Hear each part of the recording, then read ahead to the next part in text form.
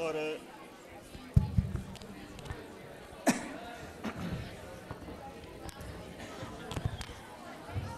muito boa tarde.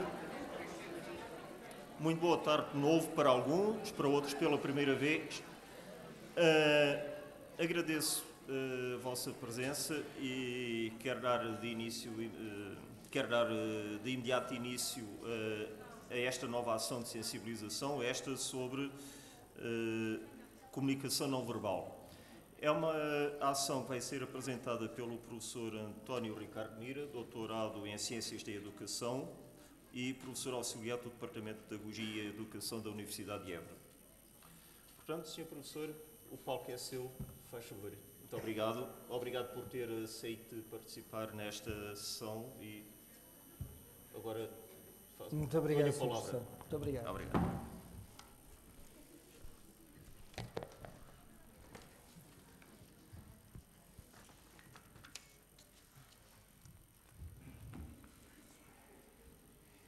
Muito boa tarde. Desejos sinceros que estes 90 minutos previstos para o nosso encontro sejam muito agradáveis para todos nós, para mim e para vocês. Muito agradáveis serão no sentido em que tentaremos encontrar aqui algumas ideias que provavelmente poderão ser interessantes e logo à partida são interessantes porque senão não estaríamos todos aqui juntos. Eu queria também agradecer a presença de todos aqui, do Sr. Presidente da Assembleia de Representantes, do Sr. Professor que é Presidente do Conselho Pedagógico, a todos os colegas da escola e até fora da escola, que muito estimo. Queria agradecer aos alunos, e de entre esses um agradecimento especial àqueles que já foram meus alunos em algum momento e que agora se disponibilizaram para vir aturar mais 90 minutos um professor que já tiveram durante uma quantidade de tempo, durante às vezes mais do que um semestre. Queria também agradecer aos funcionários e a todas as pessoas que se disponibilizaram para trabalhar comigo, agora neste momento. Eu devo dizer que gostaria de não ter este microfone para vos falar, porque normalmente a voz que se impõe não é a voz que se escuta, é sim a voz que se ouve.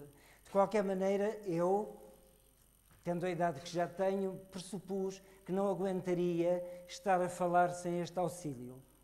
Mas o meu gosto seria não utilizar o microfone. Queria também dizer-vos qual foi a minha principal preocupação quando preparei este trabalho para vos apresentar e para fazer convosco. É que logo à partida eu pressupus que tinha aqui, conforme tenho, um público muito heterogéneo.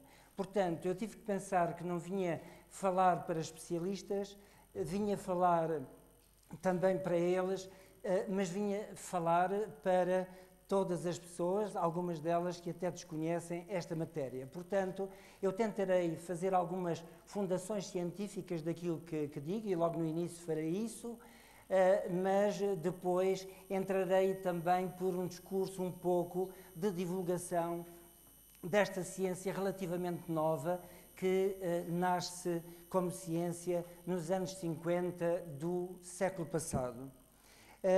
Qual é o meu plano de trabalho, o plano que eu vos proponho?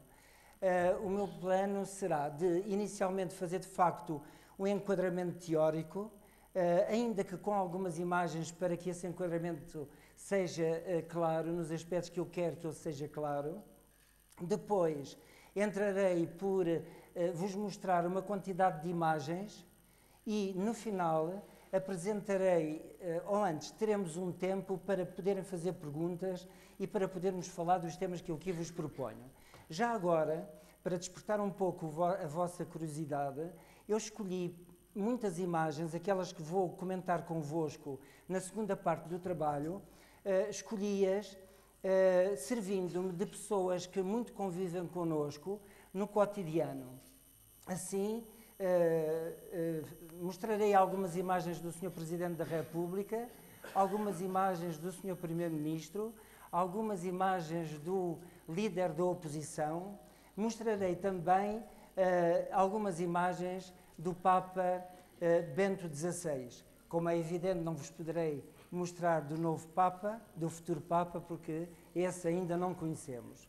Já agora, e sobretudo porque muitos de vocês estão a preparar-se para profissões, eu pensei este trabalho no sentido que ele possa ser uma mais-valia para o desenvolvimento pessoal, para o desenvolvimento social e para o desenvolvimento profissional das pessoas que aqui estão, de todos nós que aqui estamos. Espero que isso possa acontecer.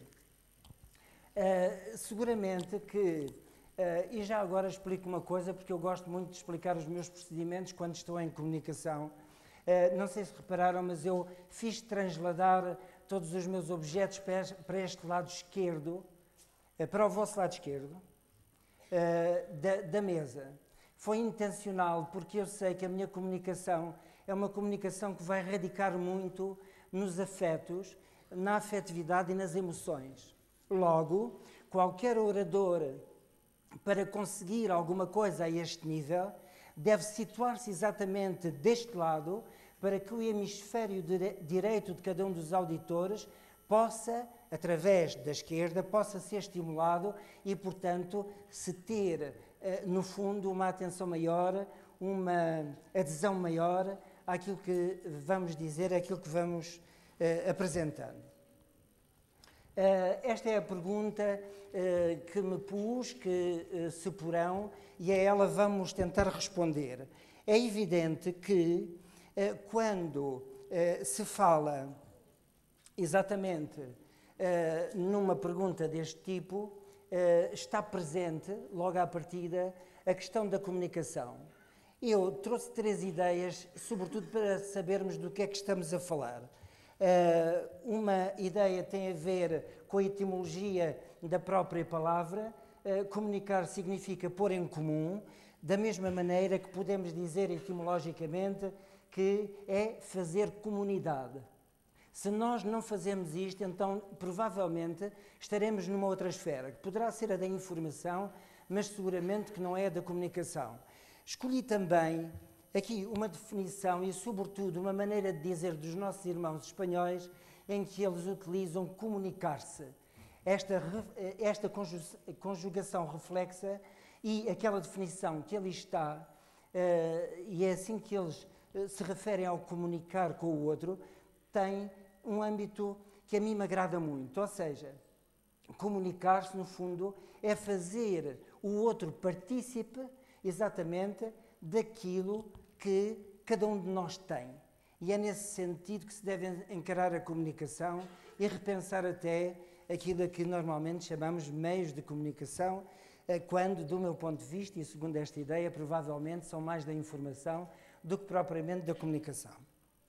Avançando, vamos começar por ver, e eu sei que há aqui colegas meus da Escola de Enfermagem, se eu cometer algum erro, por favor, avisem-me disso, para não cair outra vez na asneira, mas eu decidi trazer, logo para começar, decidi trazer aqui esta radiografia, uma radiografia que o médico mandou fazer porque um doente se queixou que estava com uns problemas na respiração, umas dores de cabeça e não sei o quê.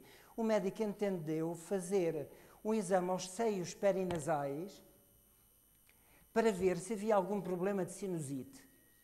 Então, mandou fazer exatamente este exame radiológico, ou seja, este exame analógico. Mandou fazer este exame para ver o que é que se passava. Só que, pela contiguidade dos elementos aqui presentes, o médico ficou sem saber precisamente do que é que se tratava, se havia de facto ali uma massa, que tipo de massa era, se a massa tinha uma dimensão x, y ou z, se havia mais massa deste lado do que daquele. Isso ele não conseguiu saber. Então ele manda fazer um outro exame, desta vez já não um exame analógico, e manda fazer este exame.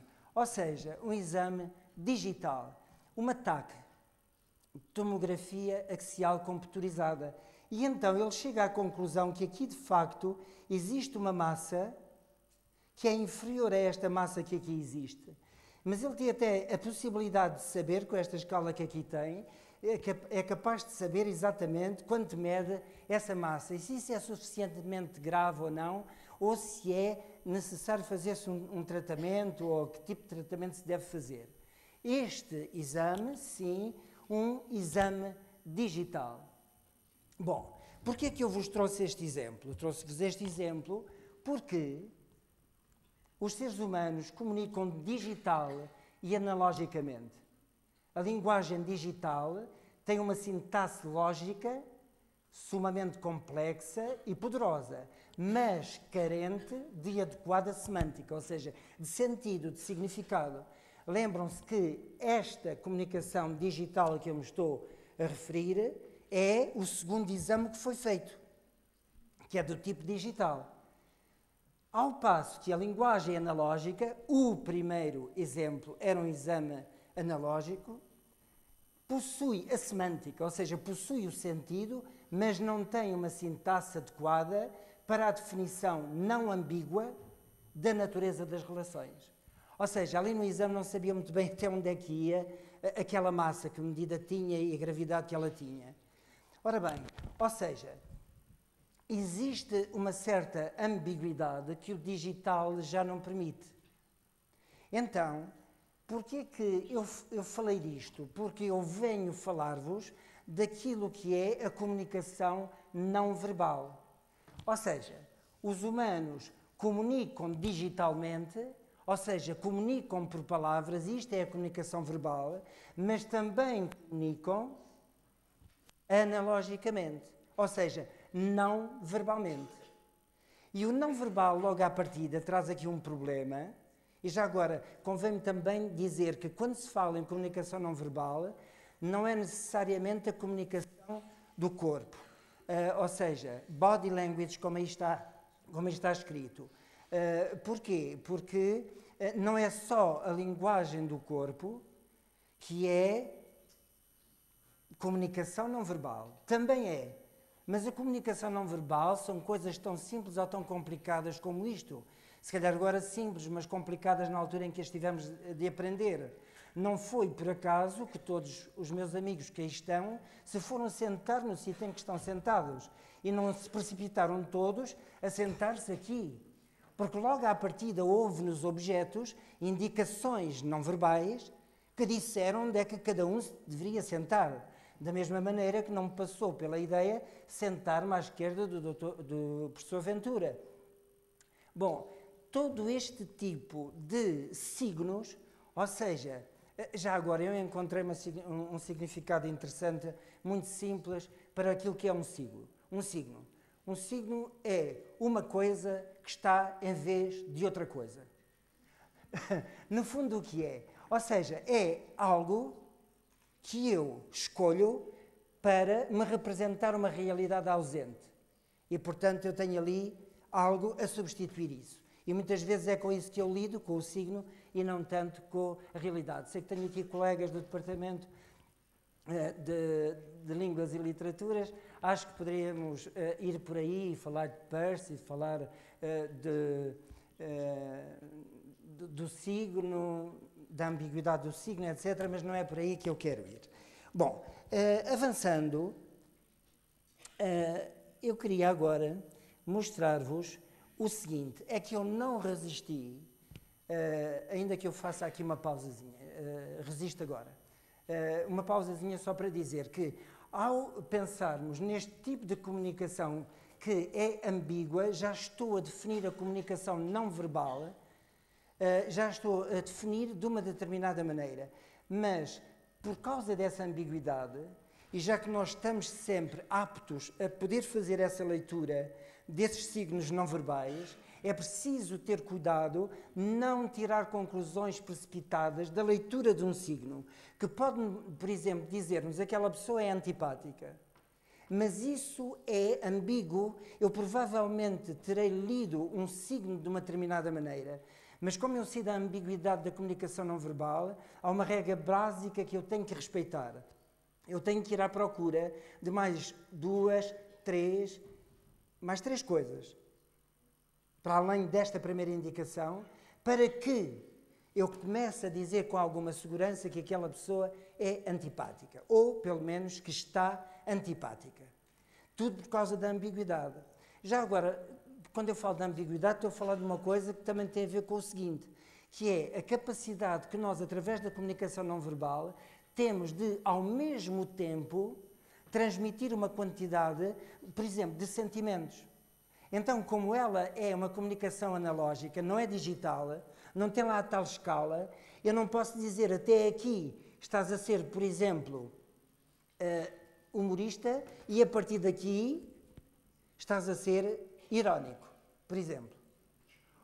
Ou seja, não há, e muitas vezes há misturas dos próprios sentimentos. Ou seja, conseguimos com a comunicação não verbal fazer uma coisa que não conseguimos fazer com a comunicação verbal, que é, ao mesmo tempo, transmitirmos vários sentimentos, por exemplo.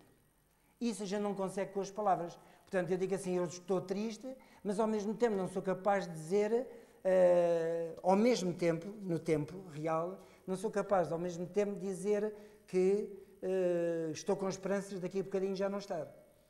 Mas pelo analógico é possível este tipo de coisas.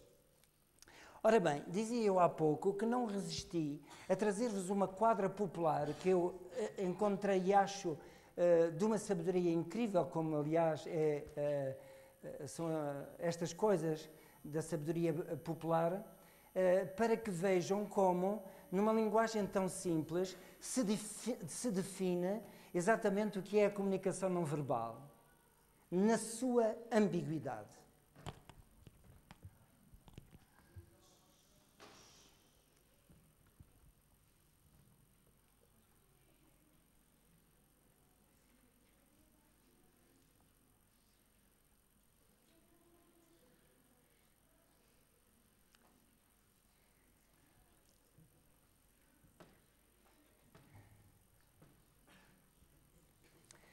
Já agora digo-vos que estou a utilizar um expediente não verbal para poder ter a vossa atenção.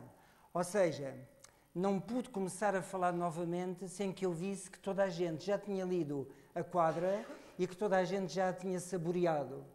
E mais, que alguns a estavam a saborear pela segunda vez. Portanto, enquanto isso acontece, o melhor é eu calar-me, porque senão não tenho mais possibilidades de ter a vossa atenção. Já agora, o termo técnico para definir este tipo de signos que me estão enviando chama-se, o termo técnico é regulador. O que é o regulador? É o signo que é enviado àquele que está a fazer, neste caso, uma emissão, para que ele regule a sua própria emissão. Porque se toda a gente estiver a ler aquela quadra e eu quiser vender o meu peixe, eu não vendo o peixe porque estão a ler a quadra. É o momento de ler a quadra. Isto é importante para professores, como é importante para qualquer relação interpessoal, como é importante para qualquer profissão, para qualquer contexto profissional. Bom, como veem, aquele dar de mão é o tal signo. O signo que lá está pelo amor que se sente. Mas aquele dar de mão, tanto se pode dar a um amigo, como se pode dar a uma pessoa que se ama a outro nível. E é por isso que o desafio é dá-me cá a mão, a gente dos dois bem sabe do que se trata, mas os outros irão sempre desconfiar. Enquanto o quê? Enquanto a comunicação não for digital. Enquanto a comunicação não for, a gente declara que os dois nos amamos a este nível e desta maneira. Bom, avançando, até porque eu tenho muito medo de sair daqui frustrado, e o frustrado significa de não dizer tudo aquilo que eu gostaria. Então, a comunicação não verbal deve entender-se como, estas são palavras deste autor, como as emissões de signos ativos. Ou seja, se eu vos fizer assim, este é um signo ativo porque eu estou a fazer este movimento, mas, por exemplo, eu, ao comunicar, eu estou a utilizar uma quantidade de signos passivos, como, por exemplo, o facto de eu ter uma gravata, o facto da minha roupa ser desta cor, do facto de eu vestir esta malha por cima de uma camisa, etc. Portanto, isso são tudo signos passivos, mas que de qualquer maneira já provocaram efeitos nos receptores, que neste caso são vocês, e já provocaram as mais variadas reações. Não agora, mas desde que me viram pela primeira vez. Então, signos ativos ou passivos constituam ou não comportamento. Podem não ser um comportamento, porque, reparem, também há aqui este signo passivo, não é um comportamento, mas se a gente tiver que ir a fugir, foge por aqui. Também podemos fugir por outros lados. Através dos sistemas não léxicos, ou seja, não léxicos, mas que são somáticos, ou seja, que dizem respeito ao nosso próprio corpo.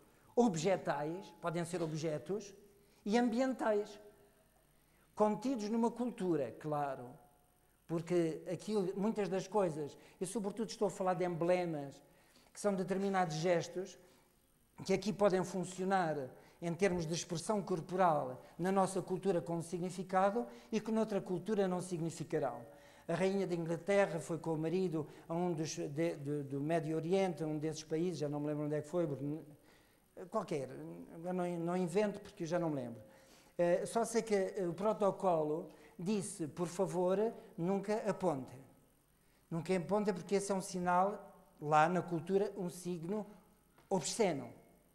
Como nós fazemos, esticando o dedo do meio e encolhendo os outros. Então, o marido, que é um pouco, assim, às vezes distraído, foi um mercado e apontou. Toda a imprensa da região, no outro dia, trazia na primeira página o Duque de Edimburgo naquela triste figura. Bom, é muito interessante a gente até pensar isto, porque muitos dos apoios que os políticos têm para os negócios entre várias culturas, ou até mesmo universidades com outras universidades, é preciso estudar alguns, poderíamos fazer uma sessão inteira sobre isso, alguns dos signos que têm uma interpretação diferente noutras culturas e que podem, por vezes, embaraçar a própria negociação. Porquê? Porque embaraçam a própria cultura. Ora bem, então, vamos lá ver. Aqui, o próprio autor é o mesmo, acaba por explicar isto. Esta definição baseia-se no facto de que tanto nós, seres socializantes, como o ambiente natural, modificado ou construído, que nos rodeia, estamos emitindo constantemente signos não verbais. Portanto, já veem bem os problemas ou as facilidades que isto pode, de alguma maneira, provocar. Ou seja, não há, e isto remete, há bocado eu não chamei a atenção, mas não sei se repararam que, quando se dizia que o ser humano comunica analogicamente e digitalmente, estava lá um 4. Mas não apareceram, entretanto, nem o 1, nem o 2, nem o 3, nem o 5. Mas está lá o 4 porque aquele é o quarto axioma da comunicação humana. E esta explicação que aqui está remete-nos para um outro axioma da comunicação humana, que é, já que estamos emitindo constantemente signos não verbais, isto significa que ao ser humano é vedada a hipótese de não comunicar. Dito por outras palavras, o ser humano está sempre a comunicar, mesmo quando não pensa que o está a fazer. Só para levar isto ao limite e para vos dar uma ideia, até mesmo nos sítios onde não estamos, nós estamos a comunicar. E estamos a comunicar exatamente com a nossa ausência. Se alguém telefonar para as nossas casas ou para os nossos departamentos e perguntar, está lá, fulano de tal, a resposta de quem atende é imediatamente esta. Não, não está. Pergunto eu, quem é que autoriza essa pessoa a dizer que não estamos? É evidente que é a nossa própria ausência. Ou seja, até nos sítios onde não estamos, estamos comunicando. Já nos sítios onde estamos, então, a comunicação é constante, constante, constante. Bom, agora, posto este pequeno preâmbulo, vamos passar aqui umas imagens. E agora vou já entrar nesta fase seguinte. Bom, o título é Eles Preferem as Azuis. As refere-se às gravatas azuis. E isto porquê? Porque nisto que depois aqui está escrito, se alguém depois estiver interessado, eu poderei mostrar ou enviar por e-mail, mas aquilo que está ali escrito é aquilo que cientificamente está provado. Ou seja, que o azul provoca nas pessoas um sentimento positivo e faz até mesmo com que a avaliação vá no sentido de julgar essa pessoa como competente, equilibrada, tranquila, fiável, que tem autoridade, etc, etc. Tudo nesta zona. Ora, como estão a ver, convém a qualquer primeiro-ministro ou convém a qualquer presidente que utilize o azul. Também pode utilizar o preto ou o cinzento escuro ou assim. Já agora explico porquê. Porque quando as pessoas se vestem destas cores mais fortes, então a sua imagem aparece muito mais limitada. Melhor dizendo, mais delimitada. Aparece muito mais... Mais quê? Mais nítida. Obrigado. Mais nítida. Não há ali nenhum esbatimento.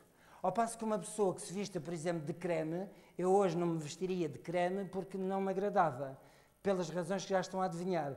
Ou seja, em que a imagem fica muito mais batida e, portanto, a credibilidade pode ser prejudicada. Mas cá está o que eu vos digo. Se a gente vê a pessoa de creme e acha que ele não é assim uma personalidade muito forte, deixa lá procurar mais 3 coisas, para eu me começar a convencer. Mas também pensem de outra maneira. Não é pelo facto de eu vir de azul que logo tenho tudo garantido, porque falta muito mais. Ou seja, o azul pode ajudar. Tem que encaixar numa... Tudo tem que encaixar. Tudo tem que encaixar a ponto de algumas pessoas fazerem isso de uma maneira tão habilidosa e tão bem, que nós dizemos que elas têm carisma. O que é isso de ter carisma? A definição que eu arranjei é esta. É quando a pessoa é capaz de fazer uma simbiose perfeita, de modo que aquilo que diz com a boca e aquilo que diz com o corpo ser exatamente a mesma coisa. Não haver dissonância. E, portanto, como veem, essas pessoas de carisma, por esta questão, acabam por levar consigo muita gente atrás. Gravata azul, todos, e conhecemos todas estas caras, não dispenso-me de estar a fazer algumas descrições.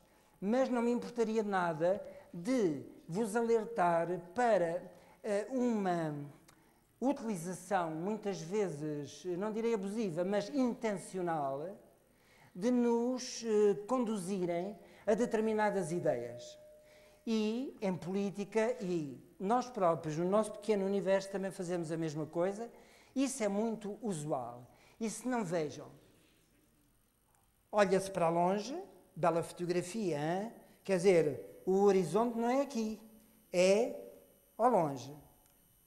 E reparem, claro, com um tablet atual, é do momento. E mais, ainda por cima é o tablet. Este é o tablet. Os outros vieram depois, são imitações. Este é o original. E reparem, tablet, e isto para pegar na definição que há bocado dizia, que é de tudo que é não verbal, que é contextual, que são objetos e não necessariamente só o nosso corpo. Mas estes são adjuvantes do corpo. E reparem, ele está sempre atualizado, está ali a receber toda a informação, está em cima do acontecimento, aqui e em qualquer parte do mundo ele sabe o que está a acontecer. Claro, com o seu fatinho azul, e depois aqui com o emblema que todo o governo traz. Claro, eu estou a servir a pátria, eu estou a servir um país, eu estou a servir Portugal, Portugal é o meu objetivo, não há outra a não ser esse. E, portanto, ali está. A gente faz a leitura que quer, mas a verdade é que essa é ou será a intenção. Isso não vejam que todos os membros utilizam. Eu poderia descer a mais pormenores, só para terem uma noção de como estas coisas são utilizadas e manobradas com determinadas intenções. Olhem, por exemplo, este colarinho, que é o chamado colarinho Windsor, que é largo e que pressupõe também um nó de gravata Windsor, às vezes duplo, é o adequado para quem tem um rosto sobrecomprido.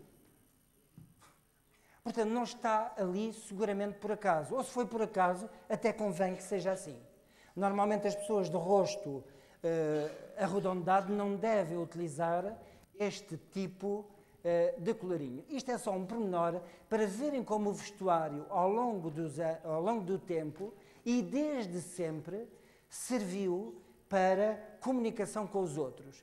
E não como em algum tempo se imaginou que nos tínhamos começado a vestir para quê? Para nos protegermos do frio, do calor, das intempéries. Nada disso. A primeira vez que o homem se começa a vestir é exatamente para pôr em relevo determinadas partes do seu corpo, para impressionar o outro, tatuando-se, pintando-se, arranjando folhagem para ressaltar mais uma parte do corpo do que outra, e assim tem sido ao longo do tempo. Ainda hoje é assim. Escrevi na minha tese de doutoramento que acho, e lá disse porquê, que nós hoje vestimos-nos pelas mesmas razões de antes. Ou seja, é para nos mostrarmos nus aos outros. Claro que um decote com este ombro à mostra e este tapadinho não é para mostrar este ombro nu, mas é para nos fazer imaginar os dois completamente desnudos.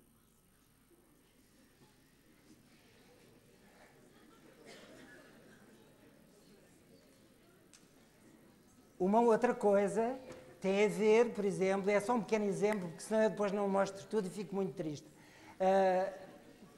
Por exemplo, as calças de ganga que vestimos, que usamos, vejam lá se descobrem porque é que elas, compradas na loja, acabadinhas de fazer, porque é que elas são roçadas, porque é que estão roçadas, e já agora pensem onde é que estão roçadas. E já agora pensem que aquilo que está roçado nas calças de ganga para mulheres não é o mesmo sítio do que está roçado para homem. Porque o que a gente quer é que o olhar do outro se sente em determinadas partes do corpo para nos imaginarem nus apetecíveis.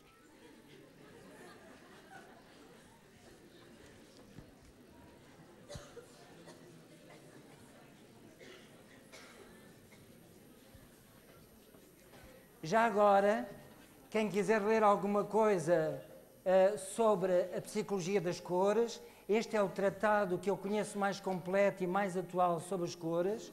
Aqui têm as cores mais apreciadas pelo ser humano. Cá está o azul em primeiro lugar, cá está o castanho como as cores menos apreciadas. No castanho há os gostos pessoais, como há em tudo, mas no castanho há aqui uma pequena ressalva. Hoje em dia estão a utilizar-se mais sapatos castanhos, sobretudo em homens, do que propriamente sapatos pretos. Mas isso é as tais coisas, das exceções e assim. Já agora, para verem, e porque estávamos a falar das gravatas, as gravatas são um sinal de masculinidade. Por isso elas também são utilizadas. Vou muito rapidamente contar a história do aparecimento das gravatas. As gravatas aparecem, há bocado o Dr. Bagão Félix falou no rei Luís IX. Eu falo do rei francês Luís XIII. O Luís XIII, para defender o seu país, precisou de contratar uma quantidade de mercenários croatas.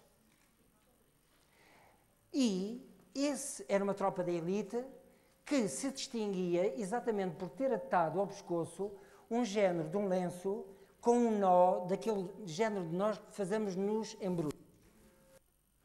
E foi a partir daí que aquele esquadrão passou a ser conhecido, e foi a partir daí que depois, já muito mais tarde, porque estou a falar de 1630, que muito mais tarde houve evoluções no sentido de os militares utilizarem as chamadas gravatas. Porquê? Porque croata em croata dizia-se cravata. E os franceses fizeram uma corruptela da palavra e começaram a dizer gravate. E então havia mesmo le régiment de gravate, que foi então o regimento criado pelo próprio Luís XIII. Masculinidade. É por isso que quando há os movimentos das mulheres que querem ser iguais aos homens, mostrar que têm esses mesmos direitos, o que é que elas fazem? Começam elas próprias a utilizar gravatas que põem ao seu pescoço, mas seu nó apertadinho. Como quem diz, a gente também pode utilizar gravatas, isso não vai diferenciar-nos dos homens porque a gente não quer diferenças, e ainda fazem uma outra coisa, que é a queima dos sutiãs, que tem também um valor, como sabem, simbólico, que é nós não queremos mais ser símbolo sexual, nem objeto sexual dos homens, e, portanto, não temos que estar a pôr um push-up para que o peito fique completamente... Bom, já sei que certas frases não é preciso eu acabá-las, porque as vossas cabeças acabarão. Já agora, também as gravatas acabam por ser indicar um grupo social e um certo estatuto. Vejam como a gente comunica constantemente não verbalmente. Eu agora não vou dizer nomes, vou só desafiar-vos para fazer agora uma observação em casa através da televisão. Por causa do símbolo da gravata, ou antes, por causa da gravata, estar ligado a determinados grupos sociais e a determinado estatuto, há alguns grupos parlamentares que se arrogam o direito de serem representados de determinado grupo que não usam pura e simplesmente gravata. Porque esse é um sinal, exatamente, de uma certa burguesia, de um certo grupo social, de um certo estatuto que eles não querem acalentar. Hão de verificar até mesmo aqueles que são chefes dos grupos parlamentares, como é que eles aparecem. Não é por acaso. Às vezes adoro ver noticiários sem som. É ótimo. Porque quando eu vejo com som, perco uma quantidade de informação não verbal que é muito mais forte que aquilo que parece. Eu ainda não disse, mas o não verbal ainda por cima tem um outro problema. É que eu próprio, que sei alguma coisinha de não verbal, eu próprio não tenho controle sobre o meu corpo a ponto de dizer que não estou a passar informação que eu não queria passar. O meu corpo trai-me, porque o não verbal acaba por funcionar ao nível do subconsciente e do inconsciente. Eu às vezes faço um gesto e penso assim, cá está, estás-te a revelar. Espera lá, não prolongues ao menos o gesto. Volta lá para trás. Portanto, mesmo sabendo eu o significado de muitos dos nossos movimentos corporais e do nosso corpo, mesmo assim, caio na espontaneidade. E depois há uma outra coisa, é que nós somos tão inconscientes dos sinais que emitimos, como somos inconscientes das leituras que estamos a fazer dos sinais que os outros emitem. E isto vai fazer muitas vezes com que a gente simpatize ou antipatize com o fulano e se nos perguntam, então, mas porquê? Olha, não sei, não me fez mal nenhuma, não vou com ele à bola. Pois, ou seja, já há uma quantidade de informação recebida, não consciente, que acaba por determinar isso. Já agora, a gravata tem um outro feitiço. Aquilo fui eu a desenhar. Tem um outro feitiço, que é levar com que a pessoa, como se fosse uma seta, seja focalizada no rosto pelos outros que a observam. E ainda mais uma coisa interessante. Olha, mas já agora, sim, uma outra coisa.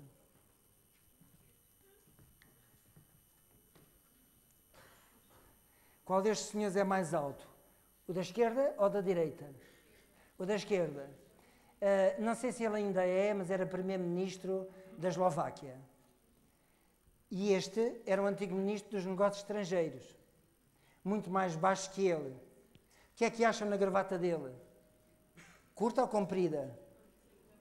parece que o está a diminuir.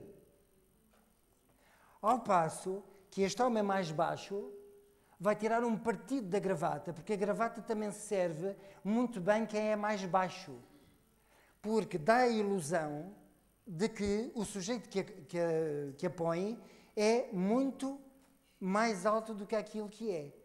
E desde já vos devo dizer que a altura tem algumas vantagens. Primeira vantagem, as mulheres à cabeça preferem homens altos. Não quer dizer que elas depois não se desiludam com os altos.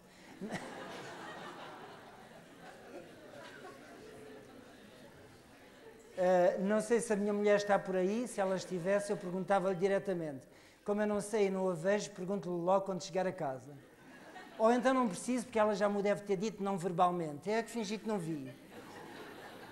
Ou que não pescava nada de não verbal. Bom, então voltando aqui, ainda há aqui mais um outro pormenor.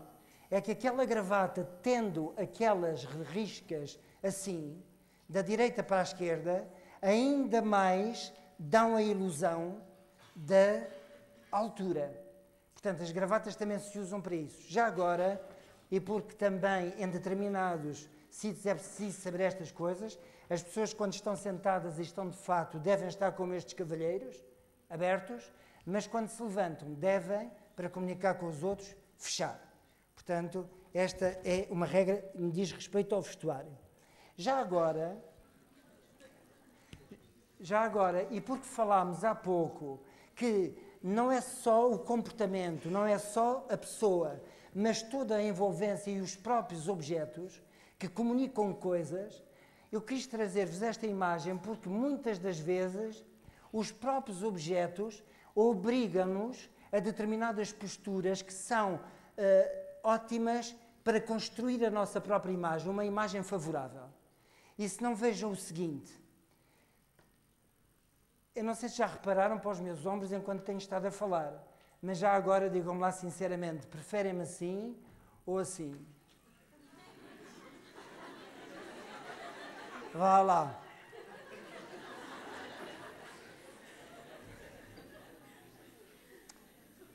Olha, já agora muito obrigado por pelo menos me preferirem de uma maneira. Podiam nem preferir nem de uma nem de outra.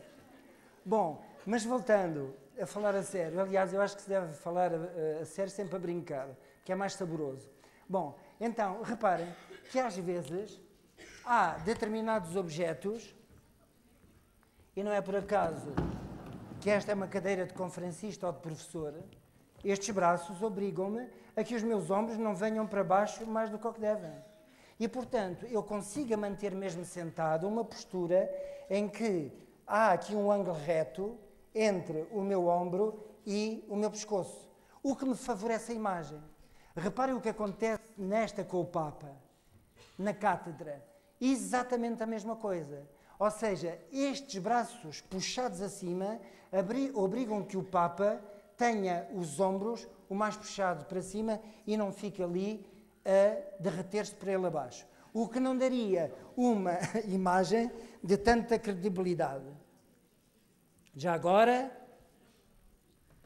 comunicação normal entre duas pessoas. Tem aqui a opinião de Ray Birdwhistell, que no século passado, nos anos 50, fez a primeira experiência científica sobre o não verbal. Sabem qual foi? Ele filma durante 8 segundos um fulano a fumar um cigarro e a partir daí faz a sua investigação sobre o significado das expressões corporais, da linguagem do corpo a esse nível. Bom, então, aqui ele diz que as componentes não verbais, quando comunicamos, têm um valor de menos de 35%. E as componentes não verbais, mais de 65%. Portanto, imaginem que às vezes estamos a dizer coisas com a boca que quase não valia a pena dizermos. Porque no que se está a acreditar e aquilo que está a chegar com mais força é exatamente aquilo que estamos a comunicar com o corpo. Ora bem, para não ficarmos despidos de referências e porque os autores não são, de facto, eu agora não vou passar mais imagens de políticos, porque corro o risco de ser perfeitamente trucidado. Só não sou pela grande amizade que me liga ao senhor deputado, porque senão não sei como aconteceria. Também ele traz uma gravata que não é exatamente azul, mas que anda lá perto. Portanto, como se vê, aquilo que eu tenho estado a dizer bate certo. Peço desculpa, mas foi só uma maneira de te acolher com muita simpatia. Depois, eu quis trazer aqui algumas referências, porque os números não batem muito certo, mas de qualquer maneira aproximam-se. Aqui eu quis trazer este bolo deste tal investigador Albert Mehrabian, em que ele apresenta esta percentagem no que diz respeito ao verbal e ao não verbal. Mas as pessoas interpretaram mal o que ele queria dizer. Ele não quer dizer que, quando comunicamos, a nossa comunicação não verbal é de 93%. O que ele quer dizer é que há um poder de convencimento, há um poder de persuasão das nossas palavras e, as palavras aqui, e do nosso corpo em geral, que ronda os 93%, e essa persuasão fica-se por uns 7% quando utilizamos a linguagem não verbal. Avançando mais um bocadinho, vamos lá ver por onde é que eu posso galgar já agora. Olha, passam-se alguns fenómenos quando nós nos encontramos uns com os outros. Por exemplo, este andar é muito próprio do homem quando ele encontra o sexo oposto. Ou seja, ele levanta o queixo, olha para a direita e tem um passo bastante rápido e ao mesmo tempo ritmado. Vocês veem situações aqui retratadas, cá está a tal gravata para dar tamanho. Reparem que este que vem por trás tem uma marcha muito menos convincente de uma pessoa que é decidida, como parece ser este, que ainda por cima quase que marcha militarmente. Reparem, porque é que será que os militares também marcham de uma determinada maneira? Avançando mais rapidamente do que o que eu queria, e pedindo licença, sabe Deus a quem, é evidente que quem vai ao Sr. Presidente da República decidido a fazer-lhe uma proposta, a apresentar soluções, a protestar não sei o quê, só convence nós, eleitores, ou só convence a própria imprensa que depois veicula, se for decididamente assim. Porque senão, mesmo que não consiga convencer o Sr. Presidente da República, há de nos convencer a nós em primeira análise, o que convém bastante. Também não é por acaso que o chefe da Casa Civil do Sr. Presidente da República marcha da mesma forma, mas um pouco mais atrás. Portanto, estas coisas não acontecem por acaso, são protocolares e as pessoas sabem-nas e usam-nas. Já agora, pois, também foi falar com o Sr. Presidente da República. Mas como veio, o nosso corpo fala e depois acontecem coisas deste tipo. É evidente que os fotojornalistas sabem de comunicação não verbal e estão lá. Exatamente, ou se não estão, depois as redações estão. Para quê? Para apanharem exatamente estas fotografias e depois para dizerem no outro dia que Passos Coelho, Primeiro-Ministro, vê de lá completamente em baixo e que o Presidente da República até já lhe tirou o tapete ou qualquer coisa do género. Portanto, aqui está mais um dos exemplos. As mulheres, na presença do homem, fazem normalmente também este gesto que é muito característico. Aliás, estão ali pode haver ali várias leituras. A primeira coisa é aumentar o seu volume. E, portanto, elas para parecerem mais volumosas, portanto mais atraentes, aumentou o volume fazendo assim ao cabelo. Eu não posso fazer porque não tenho cabelo e não sou mulher. É um problema. Mas ainda... já agora só um parênteses. Como sabem, nos outros animais, vamos pensar nos pavões, os machos são muito mais bonitos do que as fêmeas. No ser humano é exatamente o contrário. E, portanto, aquele gesto de fazer assim corresponde ao pavão fazer assim ao rabo. Mas ainda acontece uma outra coisa. É que, sabem, se eu fizer assim até se riem, porque isto é um gesto também efeminado, sim ou não? E isto porquê? Pura e simplesmente por causa de eu estar a pôr os pulsos para fora. Os pulsos para fora, os pulsos, são partes do nosso corpo que durante muito tempo mantêm uma jovialidade, uma frescura muito grande e que são vulneráveis, de tal maneira vulneráveis no nosso corpo que tentativas de suicídio muitas vezes é cortar os pulsos. Pronto. Então, quando a mulher mostra os pulsos, o que é que ela está... Mesmo agora vi uma fazer-me o mesmo. Ali daquele lado. Só não olho porque, enfim, depois olhavam todos, mas a verdade foi que aconteceu.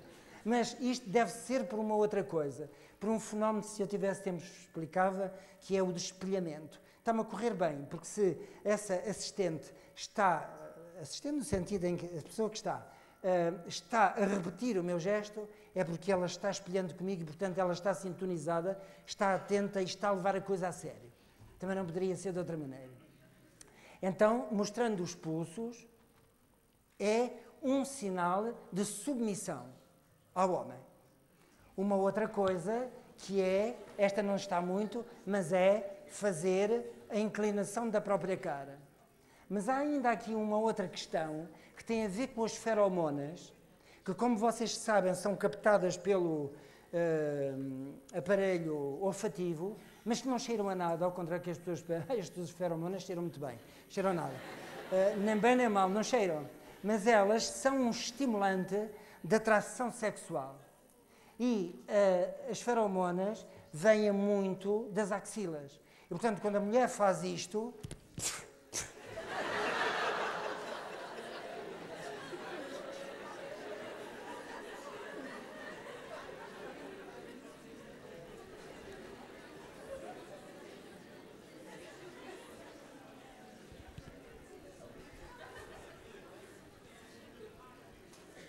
Em 1924,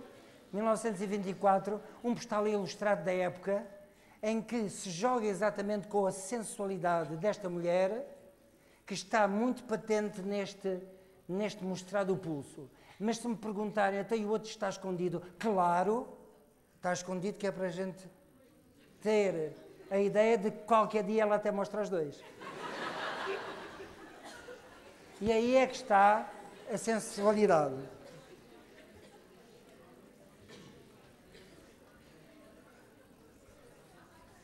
Salma Hayek, que todos conhecemos, sobretudo do último filme que ela fez da Frida, e aqui está passando na passadeira lá de Hollywood, fazendo exatamente a mesma coisa, quer dizer, mostrando o pulso, é um gesto que conhecem, que utilizam.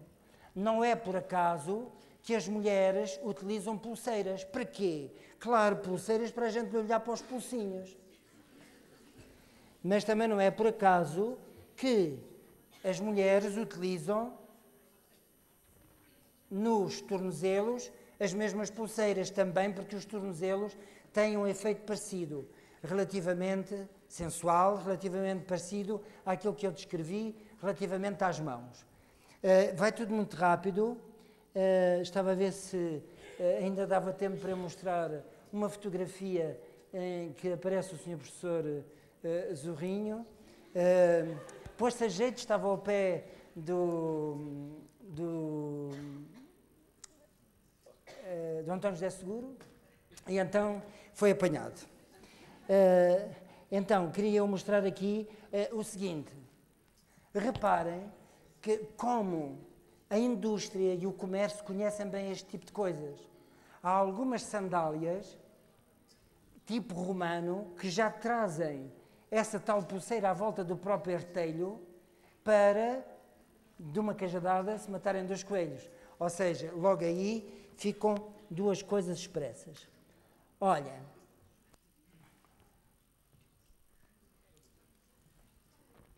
esta fotografia este é o único que tem as mãos atrás, que num outro contexto pode ser uma situação de aflição, em que a pessoa esconde estas mãos atrás, esta é como simboliza a mão de outra pessoa. E esta minha é mesmo minha, eu agarro-me ao outro. Porque a gente, quando está aflito, tem que se agarrar ao outro ou a alguém. Mas neste caso, não. É mais uma postura tipo militar. Os militares também põem atrás para quê? Para espetar o peito, para mostrar valentia. De tal maneira o faz, ele sente-se de facto poderoso nesta cimeira e de tal maneira o faz que o seu próprio casaco, onde reparar ali, até abre.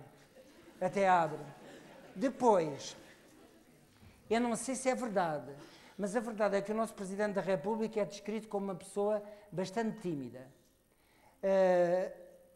E aqui está a postura que é característica nossa, de qualquer ser humano, chamada de parra, porque lembra a parra de Adão e Eva, a tapar uma parte bastante vulnerável do nosso corpo, que é exatamente os genitais.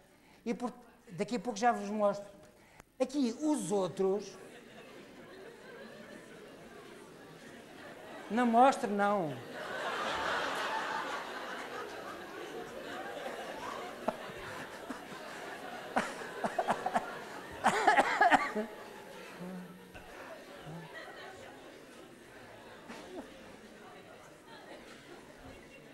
Ainda fui a tempo.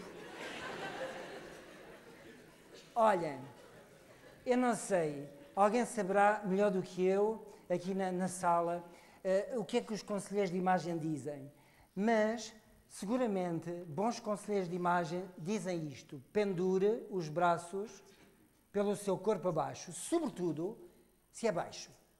Porque o ter os braços assim, mas sempre com os ombros, como eu vos disse há pouco, vai fazer com que haja uma ideia de que o corpo é mais alto e, portanto, tem uma postura diferente que revela uma atitude de maior poder, de maior posse. Estão a ver? Para além de uns saltos altos que traz, metidos por dentro, já os vi, ao natural, uma cunha por dentro, tem os braços assim. Olhem, já agora... não é uma posição muito própria de um Papa, esta. Mas a verdade é que também corre por aí que a sua personalidade é de tímido, é uma pessoa tímida. A gente às vezes faz isto porque está tímido, pode não ser tímido, que isso é outra coisa. Mas quem tem provavelmente uma personalidade ou um caráter de timidez, muitas vezes utiliza este tipo de postura. Não é a postura ideal e por isso os jornalistas o fotografaram, não deve ter sido por outra coisa. Porque aquela postura não era muito favorável e pelo menos não seria de esperar ou muito comum. O nosso corpo fala, aponta caminho, ainda que ainda não tenha traçado bem, e depois faz uma coisa, agarra-se ali, firme. Estes pequenos pormenores transmitem uma imagem que é favorável. Ou se não é favorável, a pessoa teve azar, ou não foi bem aconselhada, ou escapou-lhe a maneira como havia de fazer. Mas se vocês verificarem, isso não acontece só a um, acontece a vários. Ali está a mesma postura. Ou seja, eu sou senhor desta circunstância. É da mesma maneira quando a gente é assim novos e tem um carrinho mais ou menos, a gente vai tentar impressionar a nossa namorada, ter o para-choques, o senhor reitor vai-me dizer que eu estraguei isto, e põe o pezinho acima do para-choques. Ou seja, eu aqui domino. Estás a ver como eu sou poderoso? Rapariga, liga-me alguma. Aqui é um pouco a mesma coisa. E cá está o mesmo gesto. É um gesto de síntese. Eu tenho aqui a ideia, eu cheguei à ideia, é isto. Estão a ver? O corpo a falar. Olha.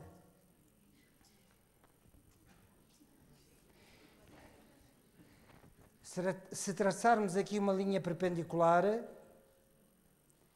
Lula da Silva puxa o nosso presidente para o seu espaço.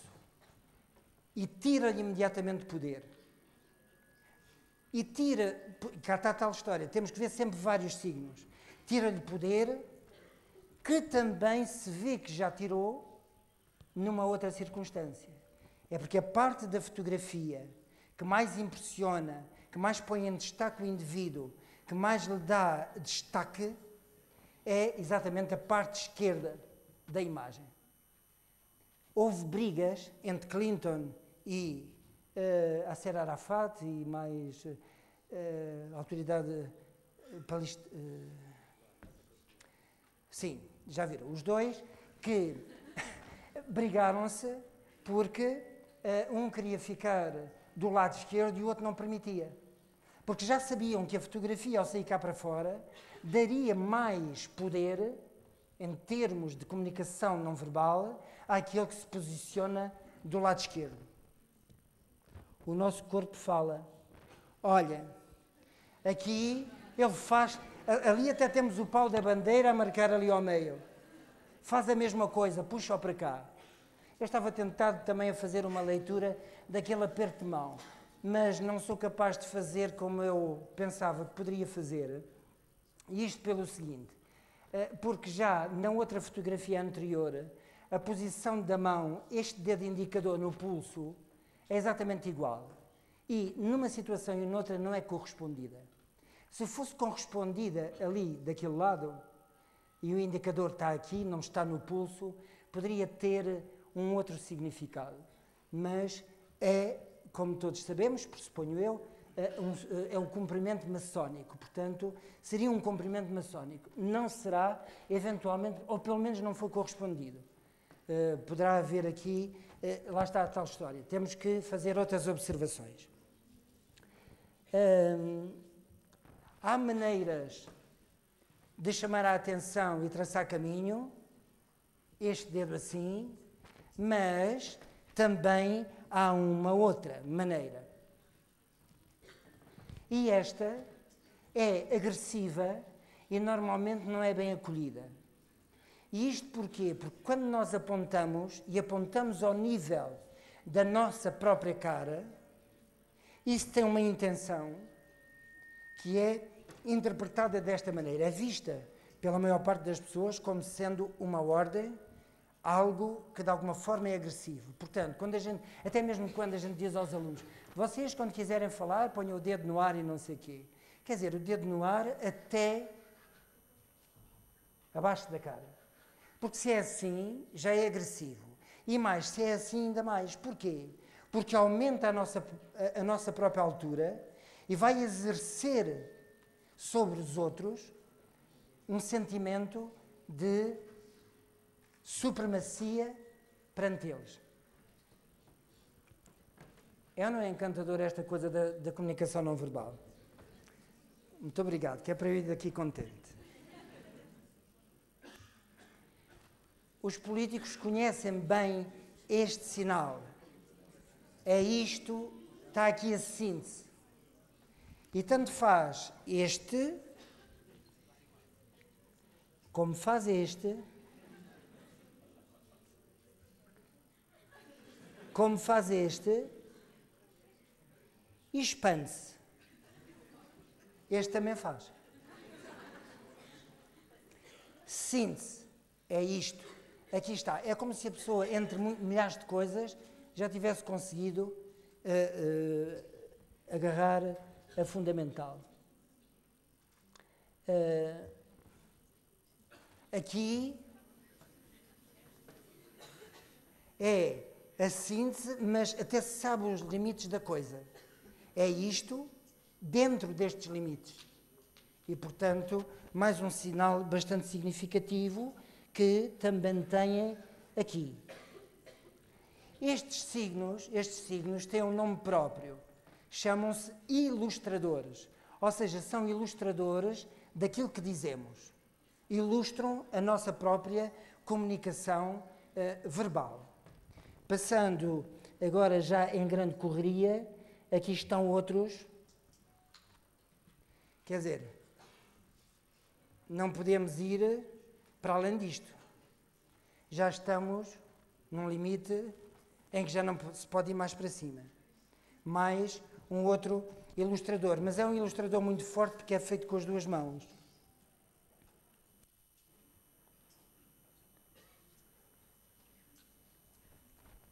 Estão todos a querer encontrar uma solução, já viram? O olhar no vago, mas à procura dela, mas ainda não pode dizer nada, porque ainda não encontrou, tapou a boca. Já viram que todos estão de boca tapada? Estão todos a refletir, cada um à sua maneira. Mas há aqui, ou porque está bem instruído, ou porque tem a ver com a sua personalidade, ali uma coisa que se chama uma abóbada disfarçada. A abóbada, imaginem que eu falava assim para vocês, hein? Caramba, olha para este poderio, agora parece estar a dominar aqui toda a gente. Também esta abóbada é chamada de torre, mas eu posso utilizá-la de uma maneira disfarçada, que é baixá-la. Às vezes, assim disfarçada, significa que agora calmo eu, podem falar. Ou seja, eu baixo o meu poder para que outros o tenham. E isso pode ser uma maneira de permitir o diálogo. Ali já parece que se adivinha alguma solução ou que já há uma certa segurança naquilo que se está a analisar. É evidente que há outros sinais que se fazem. Não sei se os próprios sabem porque é que o fazem, mas é instintivo também. Olha, e não é só o nosso presidente que faz, também faz o secretário-geral do Partido Socialista, e também faz o nosso primeiro-ministro, e também faz o Papa. Mas sabem a brincadeira que eu aqui fiz? Olhem lá.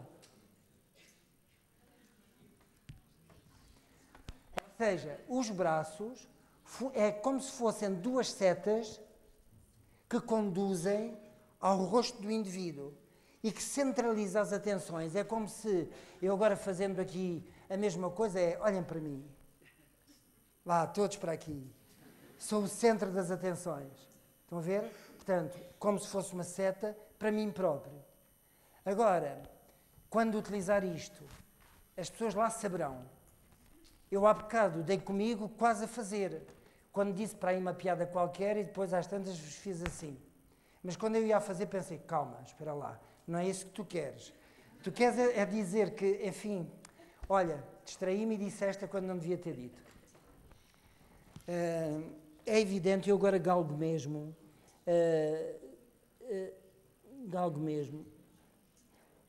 Às vezes a linguagem do corpo e depois apanhada nestas situações serve bem determinados propósitos.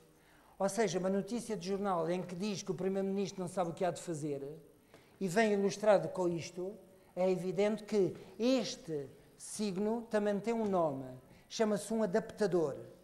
Ou seja, quando a gente não é capaz de viver uma situação equilibrada ou está a entrar numa situação que não consegue dominar, então adapta-se à situação desconfortável, tentando, por exemplo, coçar num sítio onde não tem comichão nenhuma. Mas quem é um bom observador de comunicação não verbal pode exatamente pensar que é isso que está a acontecer. Bom, tem que sempre confirmar. Deixem-me só dizer-vos o seguinte. Estas imagens não são por acaso que aparecem. Chegado para trás, aumenta a distância e não deixa o outro interlocutor entrar numa zona que nós chamamos de zona pessoal, e muito menos íntima. Mas é ligeiramente que o faz, e cá estão as tais mãos de que eu falava há bocado, em abóbada. Ele sabe muito bem as linhas com que se cose, está a fazer uma abóbada disfarçada, mas está. Ao passo que a tentativa de António José Seguro é de lhe mostrar as palmas das mãos, que é uma forma de mostrarmos a sinceridade. Normalmente este gesto nasce do coração. Ou seja, eu ponho as mãos aqui e depois o corolário lógico será... Aqui está, a sinceridade. Portanto, tenta convencê-lo e dizer que não tem jogo escondido, está ali, de mãos abertas, e tenta olhá-lo nos olhos. Também o interlocutor olha nos olhos, mas com este sorrisinho que é cortante. E nós sabemos bem o que é que aconteceu a seguir a isto e como é que isto foi explorado. Aliás, António Costa saiu mesmo, abandonou, foi-se embora, saiu dali. Daí um bocadinho. Vá lá. Quanto falta, Sr. Professor? Já passou. Já passou. Olha, então eu mostro-vos aqui as abóbadas da Sra. Merkel. Uma revista apresenta sempre nesta posição, uma posição característica de quem quer passar uma imagem de poder e que provavelmente tem, penso eu, e se calhar vocês. Para eu terminar, eu mostraria aqui que há certas imagens que servem para ajudar a construir um personagem. O símbolo do Partido Socialista atrás daquela cabeça é como se fosse um halo que aparece na cabeça de santos, por exemplo, ou de predestinados. Imaginem que com o Papa a mesma coisa, ou seja, a fotografia é tirada de maneira que a própria hóstia é como se fosse o seu resplendor.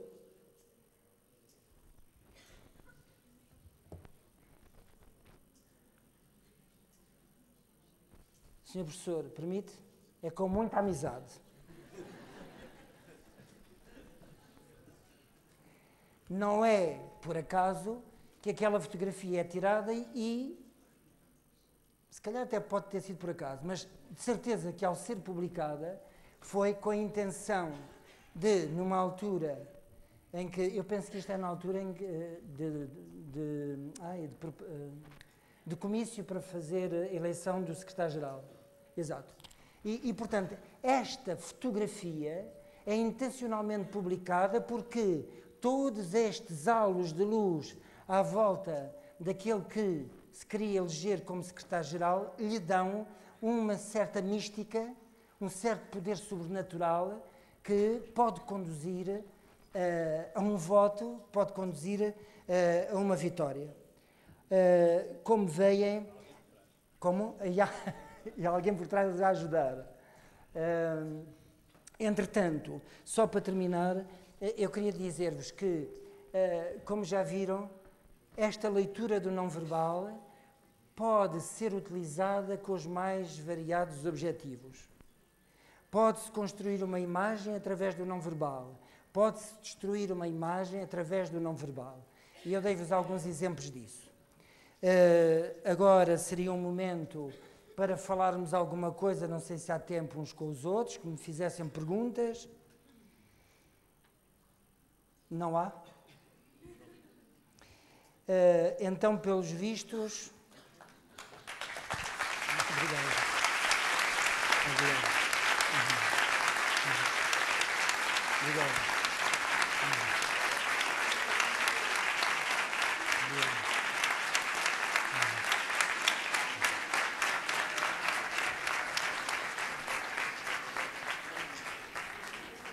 Espero sinceramente que não seja o fim, que tenham mais oportunidades de conhecer mais coisas sobre o não-verbal e de se apaixonarem por um aspecto da nossa vida que é tão determinante. Obrigado pela vossa atenção, obrigado pelo vosso acolhimento, que se refletiu nesse aplauso e até sempre. Boa tarde.